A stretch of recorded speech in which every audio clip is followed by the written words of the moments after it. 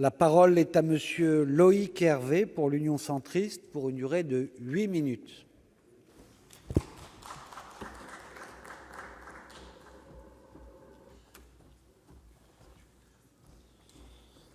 Monsieur le Président, Monsieur le Ministre, mes chers collègues, chacun d'entre nous garde en mémoire les violences et les dégradations qui ont émaillé toutes les grandes manifestations récentes, notamment celle du 1er mai à Paris.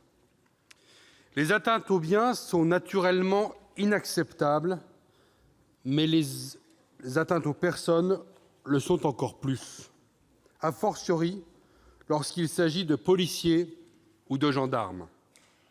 De tels saccages et agressions ne sont pas nouveaux, certes, mais comment s'en satisfaire? Sommes-nous condamnés au fil des ans à être les spectateurs de ces scènes de guérilla, de commerces incendiés, de CRS blessés? Certainement pas. Il faut utiliser tous les moyens pour que chacun puisse continuer à exercer son droit de manifester dans notre pays. Une manifestation ne saurait être une zone de non-droit où l'on peut se livrer à toutes les exactions, à toutes les violences, en se sentant protégé par une foule anonyme. Pour mettre un terme à ces dérives, les moyens que l'on peut utiliser sont d'abord matériels. S'assurer que nos forces de sécurité soient parfaitement équipées, aussi bien pour se protéger que pour détecter et faire cesser efficacement un rassemblement qui bascule dans la violence. Ensuite, il faut des moyens juridiques pour poursuivre efficacement les individus violents qui se croient intouchables parce que masqués et noyés dans la foule.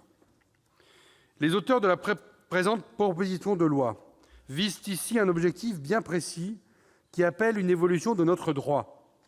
Le phénomène dit des Black Blocs s'est développé récemment. Le 1er mai à Paris, ils étaient près de 1200. À titre de comparaison, en 2016, ils étaient 200, en 2017, près de 800, et la tendance est donc assez nette. Policiers et magistrats se trouvent démunis pour poursuivre ces délinquants, utilisant des techniques de dissimulation élaborées et concertées.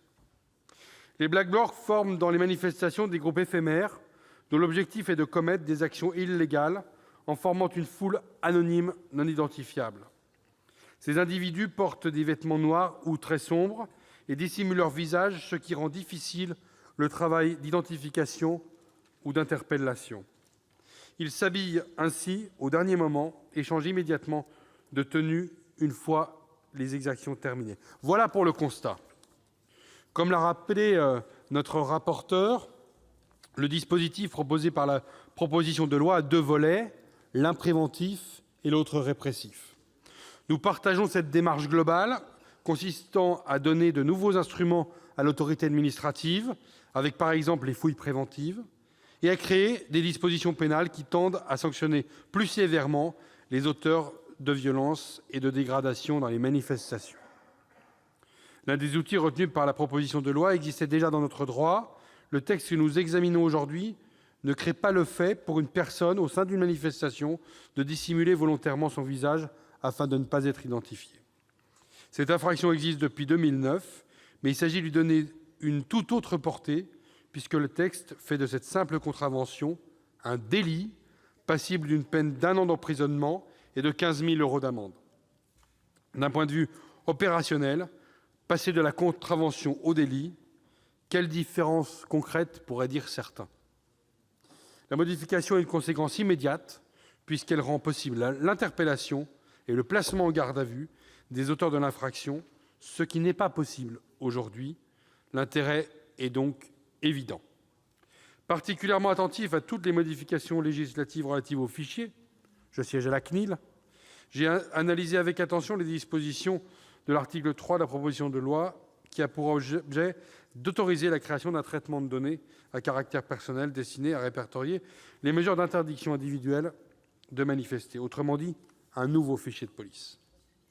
Dans sa version initiale, cette disposition pouvait susciter quelques craintes, car elle retenait déjà une définition très, voire trop large des finalités de ce fichier et semblait disproportionnée au regard de l'objectif poursuivi. Grâce au travail de notre rapporteur, dont je veux saluer ici la qualité, le texte issu des travaux de notre commission corrige ce défaut en limitant les finalités du fichier et en prévoyant que le décret en Conseil d'État prévu pour l'application de l'article sera pris très vite après avis motivé et publié de la Commission nationale de l'informatique et des libertés. Merci pour cette évolution du texte de notre collègue Bruno Retailleau.